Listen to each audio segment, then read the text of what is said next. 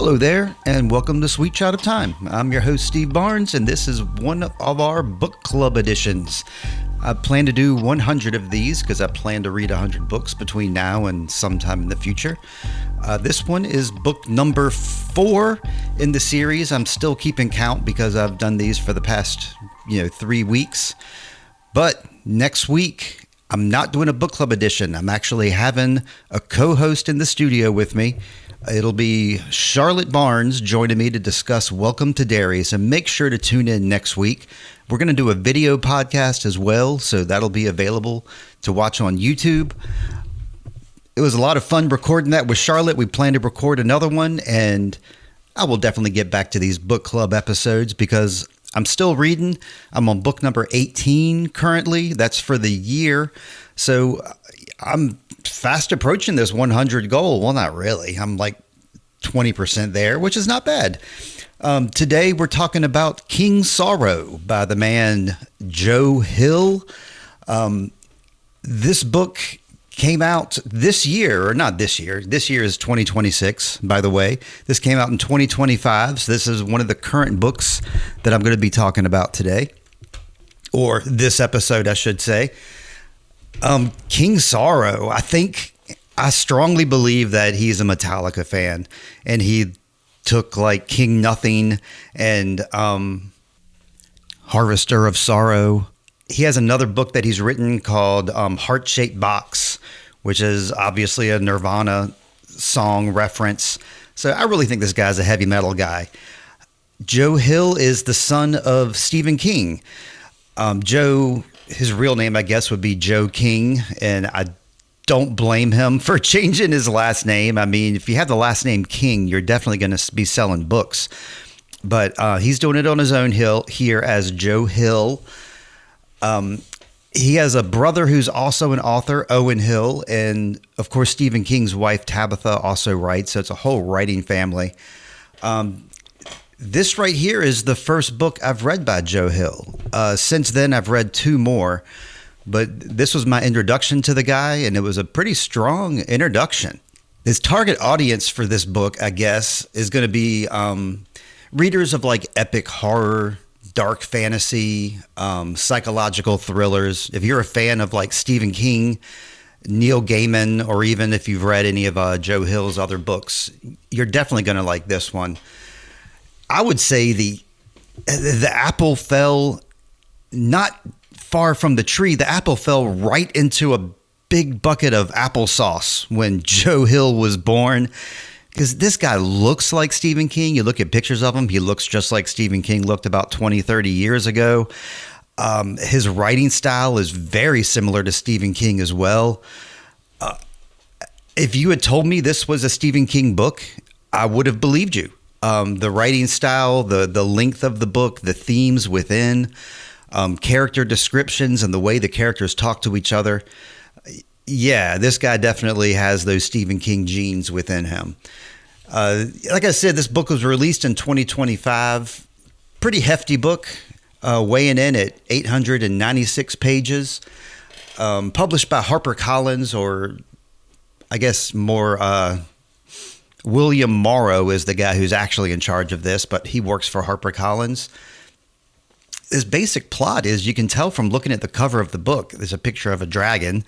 This dragon's name is King Sorrow. So guess what? This is a modern dragon tale. It's definitely not a spoiler that a dragon shows up, because that's what this whole book is about. And this book is a roller coaster ride, man. It started out super strong. Like within the first couple of chapters, I was convinced I was going to be reading like my new favorite book of all time. Such a cool concept introduced. It quickly veered away and became silly. So it didn't go the direction I wanted it to go. It was a roller coaster ride for me because it veered between excellent writing, well, throughout, but then there was some very silly situations and some very silly dialogue that really took me out of this book, and it caused me to like it less than I think I should have liked it. And I mean, the basic premise like picks up real quick. So I'm quite sure if anybody picks up this book and they're into ghost stories and seance and the supernatural, you're immediately going to be presented with a really, really cool concept. I'll go ahead and just describe the basic concept, and what really drew me in is it was introduced that if you take a group of people who are all singular minded, they all have the same agenda. There's not a naysayer among them. There's not a devil's advocate among them. Everybody is on the exact same page. You take that group of people and you take certain items and you say certain phrases to make a seance occur. This is a seance. And this group of people that are all like-minded invent a ghost or invent like a supernatural being that they bring to life, and they create this being themselves, and they have a seance which can bring this person to life. And in this case, it's King Sorrow. So it's just, I've never heard of that before. It's like, hey, let's all get together. Let's make sure we're all on the same page and let's invent this ghost, and it's going to do things for us. We're going to rule it. Just a really neat concept. I keep saying that over and over again. This book is, and the basic premise too. This supernatural being comes to life. Hello, my name is King Sorrow. And the exchange is the group has to offer a human sacrifice each Easter to King Sorrow.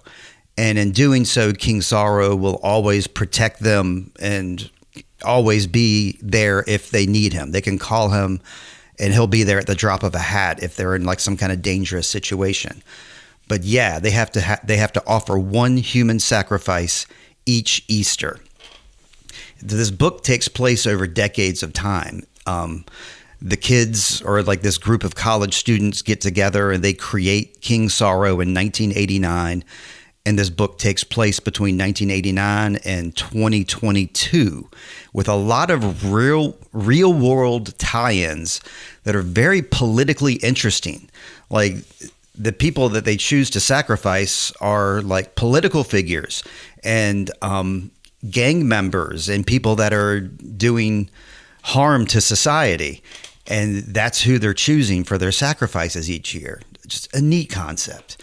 It takes place in a few different settings. It always kind of returns back to their New England college town that they live in. It's a private, or not that they live in, but one of the characters, Colin, lives in this private estate in this New England college town, and the kids all go to the same college.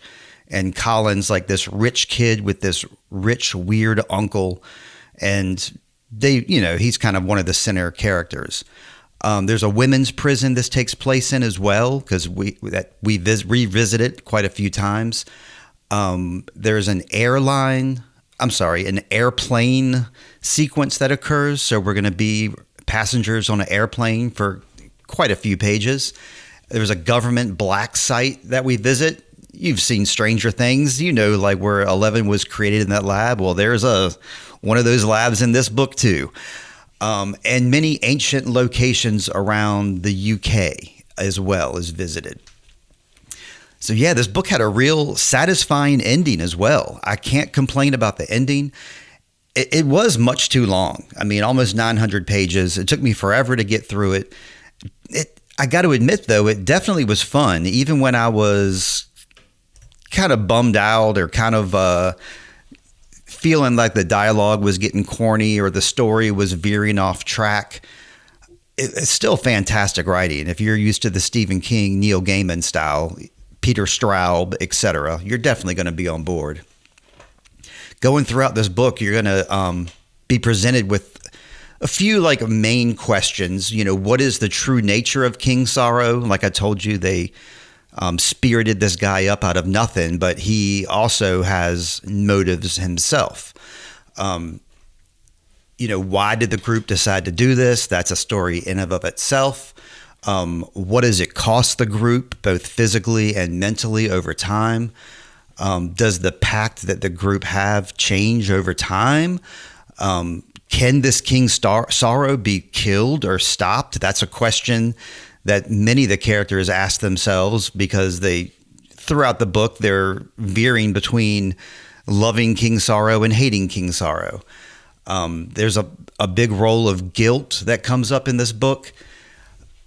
What is this dragon? Is this dragon evil, or does he have a more complex motivation core?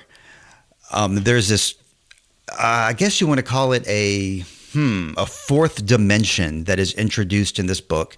And fans of Stephen King will recognize this because it's very similar to The Shining or in Welcome to Derry. They introduced that whole Galoo concept. So in Joe Hill's book here, he calls it the Long Dark. And that's where King Sorrow, that's where he lives. That's where he emerges from. That's like where his resting place. Oh, and it's a cycle, like every year. So when he's not doing his thing, he's sleeping. Just like, sound familiar? Welcome to Derry? Sure. I'm going to be rating this book now.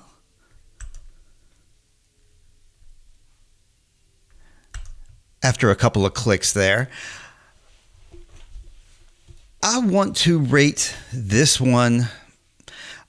I want to rate it high because I really like the concept of it. But at the same time, I got to admit to myself that there was parts of it that I thought could have been edited out. Or I really, King Sorrow's personality was kind of a flamboyant, very verbose personality. And every time I read it, I didn't like it. So that's pretty significant. If you're not enjoying the namesake of the book, that's kind of a big strike against it.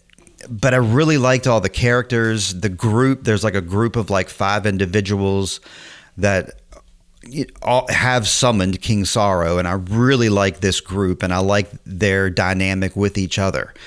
So I think that saved a lot of my my review. So I'm going to go ahead and say 4 out of 5 stars for King Sorrow, which is pretty strong. It would have been much higher if I liked King Sorrow himself. But I just told you what I didn't like about King Sorrow and what I did like about it. Have you read any of Joe Hill's books? I have read Heart-Shaped Box, so I'll be reviewing and talking about that in upcoming weeks. And I'm just starting to read Nosferatu. If anybody else has read some Joe Hill, hit me up at Sweet Child of Time Pod on Instagram, or you can email sweetchildoftimepod@gmail.com. Like I said, next week we're going to have Charlotte in here. I'm going to be a little interview with her first, plugging her business, and then we're going to talk about Welcome to Derry. And in the upcoming weeks, I'll be doing more of these book discussions. Let's see, what kind of upcoming books do I have? I can go ahead and give you like a sneak peek of what you're going to be hearing about in the future. Right now, we're at King Sorrow. So the next time I do one of these, I'll be talking about Slash by Slash. Got The Glass Hotel by Emily St. John Mandel. Help Wanted by Adele Waldman. Night of the Seven Kingdom by George R.R. Martin. Flesh by David Salsley. Over the Electric Grapevine, The Story of Primus. Heart-Shaped Box by Joe Hill. Sea of Tranquility by Emily St. John Mandel. Stag Dance by Tori Peters.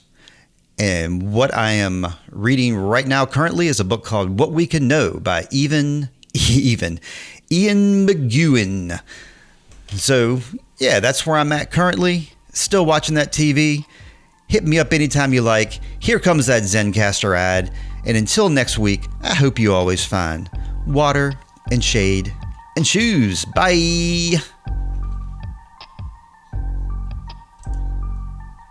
There can be only one choice when it comes to podcast recording. That's Zencastr. Zencastr is an easy-to-use podcast website for all your recording and editing needs.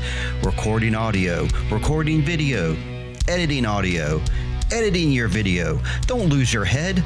or your files, use Zencastr, the easy-to-use platform. You can use the Sweet Child of Time promo code, Sweet Child of Time, for 30% off Zencastr. Just go to Zencastr.com and use that promo code, Sweet Child of Time, for 30% off. Hey, you love podcasts. You know what? You can podcast. Your story can live forever. Do you want to live forever? Then use Zencastr. It's time to share your story. Especially if you're immortal, you probably have a pretty interesting story.